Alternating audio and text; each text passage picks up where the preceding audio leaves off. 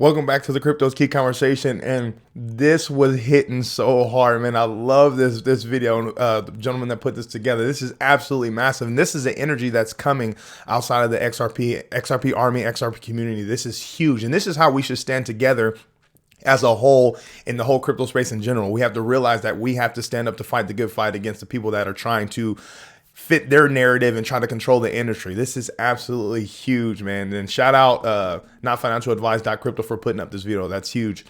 The whole overwhelming concept of us standing up for our rights within this space, standing up for the health and wellness in this space. And I had commented, I said, let's go. This takes me back to the old Gridiron Days.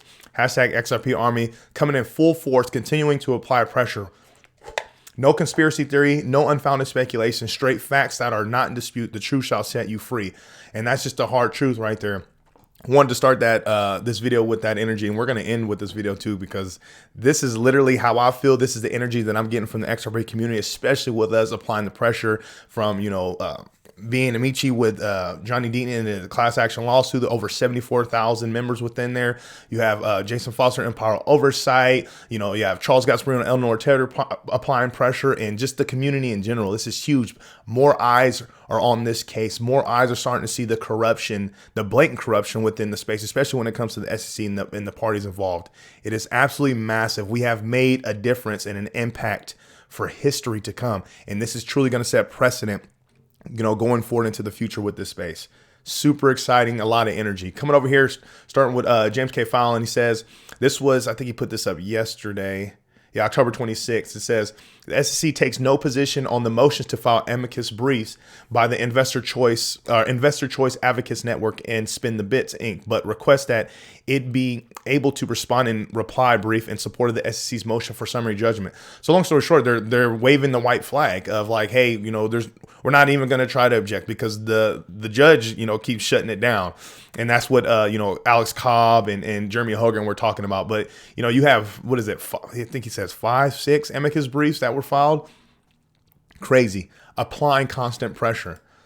Eleanor Taylor is talking about this Wall Street Journal opinion, says Gary Gensler's bad performance review. So she says, the SEC's media relations team used to get annoyed at me and Charles Gasparino for writing about the pitfalls of Gary Gensler's tendency, grumbling that our coverage was always negative. They must be getting extra annoyed now. And I'm pretty much saying I think they're having nightmares at night. The pressure is getting overwhelming. The facts are not in dispute.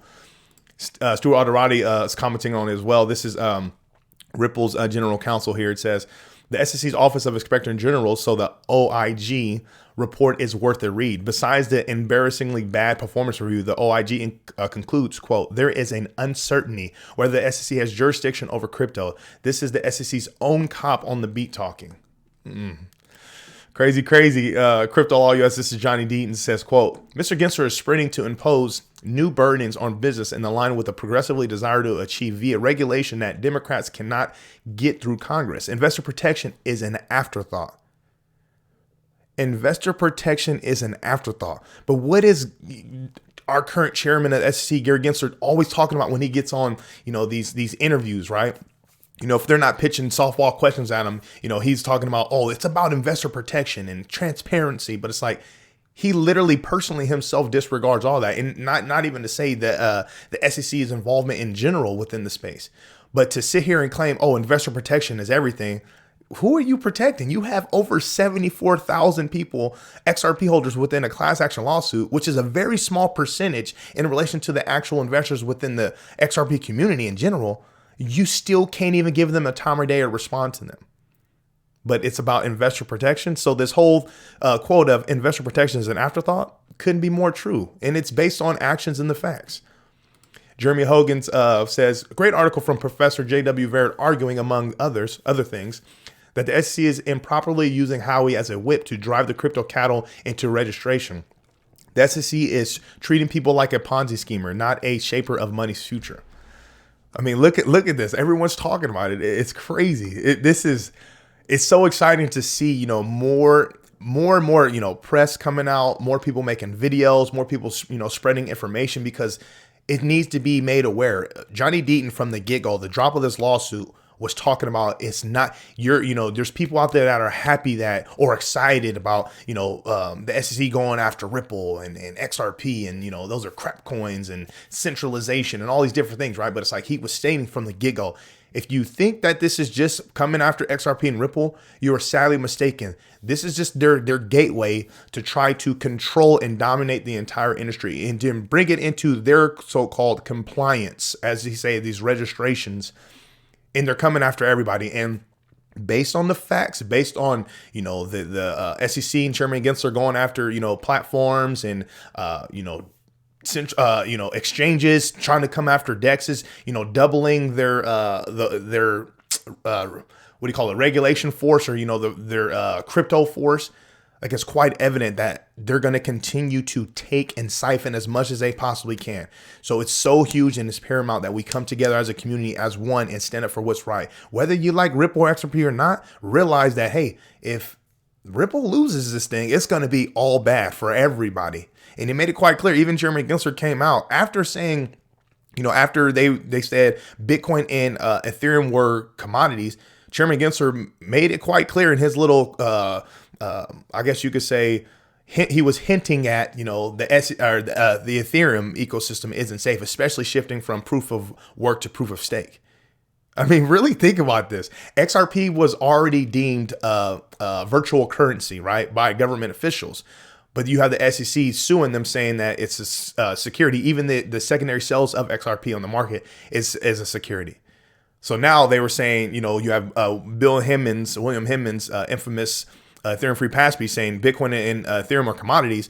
But then Chairman Gensler can't even admit on an interview when he's asked whether, what the status of Ethereum is, whether if it's a commodity or a security.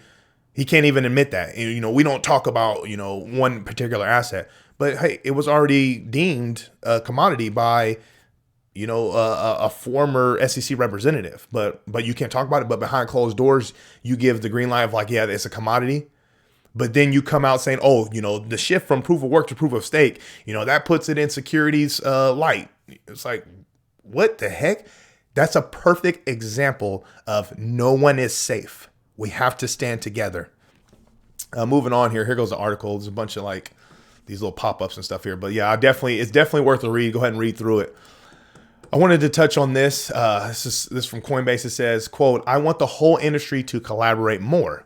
Brian Armstrong and Anthony Pompliano discussed crypto tribalism in collaboration in the episode of Around the Block. So when you listen into this, if you've been following this channel, whether you're following any, major XRP community member within the industry, like this is kind of going to make you laugh and irritated at the same time. Okay. Keep in mind though, we're not against, people finally coming around and pulling their heads out of their butts or none of that stuff, especially on this channel. But it's just going to make you go like, man, that's quite interesting. Like how all of a sudden things turn. Let's listen into this really quick. I want the whole industry to kind of collaborate more. Like the divisiveness, the tribalism in crypto is one thing that kind of bugs me. I think it probably bugs you too. And the enemy is not other crypto people. Like we're all pretty much on the same team here. The goal is like, how do we 100x the size of the pie? I'm pro Lightning Network, like all this stuff. But I'm also like supportive of everybody in crypto who's basically trying to create decentralized cryptocurrencies that increase economic freedom in the world. Okay, so this is the same individual when they were trying to start their lending platform. Let me adjust my mic here. Dang it. I hit this mic, man, and it's just like, it's so sensitive and it makes so much noise and it's so annoying.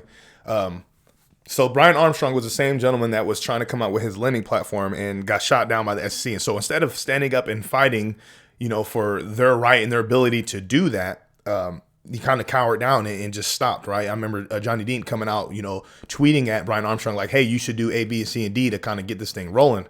But, and instead of stepping up and supporting, Ripple in their litigation with the SEC, it was just quiet crickets. And people were like, hey, why automatically delist XRP if you have this very compliant and very, well-structured vetting process that you do when you onboard digital assets onto your platform? Like, why did you so quickly delist XRP?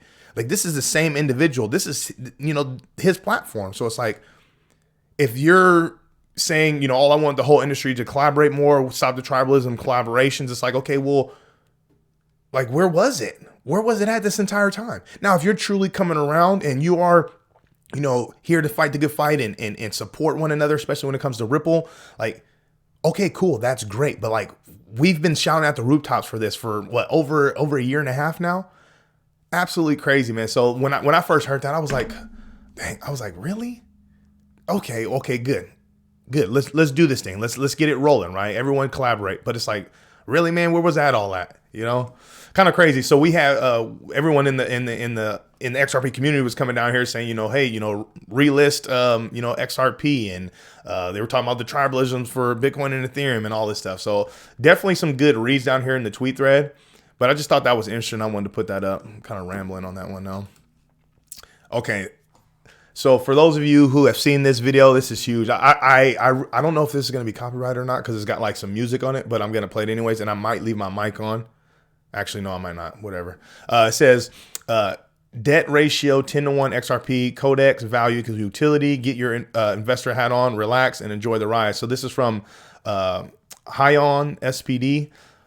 So listening to this. About these from other networks, I'm like, is that all you got? You got rippling. You got the ability to have gateways and brokers. You got the decentralized exchange on the XRP network. You got a hybrid network. You got tokenizing data, debt, agreements. You have the ability to cross into other networks in terms of dApps interacting with each other. You have assets on Ethereum coming to XDC. While you got all of this absolute amazing. So that's like debt out. So people say all the money. What about all the debt? Debt outpaces money 10-to-1. So for every time there's a dollar out there, there's $10 of debt out there that can also be traded and be held as value. And the contractual agreements. I don't think you get this. I've literally had like conversations with like millionaires and billionaires about this, and their mouths just go like they literally, like, their brains explode. So they're like, wait, so if I had like $500 million in mortgage-backed securities and I want to be able to get high level of liquidity right out of it, I can very easily use the rippling algorithm on the XRP network to be able to liquidate them into what, US bonds or whatever instantly without having to go to a central broker? Yes, you can. And you can do that with hundreds of thousands of dollars, hundreds of millions of dollars, if not billions of dollars. It's insane. There's a lot to get into. Come on. There's a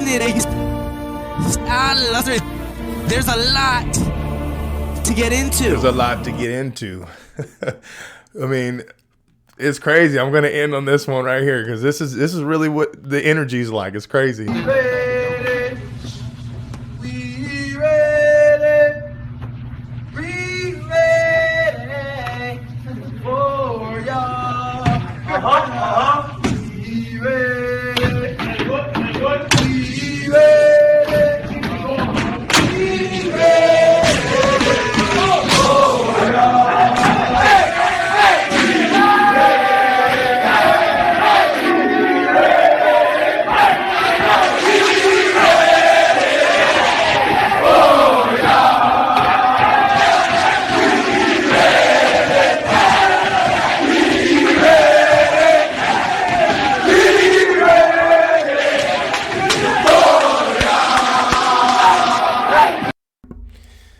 And that's the energy right there. I love it.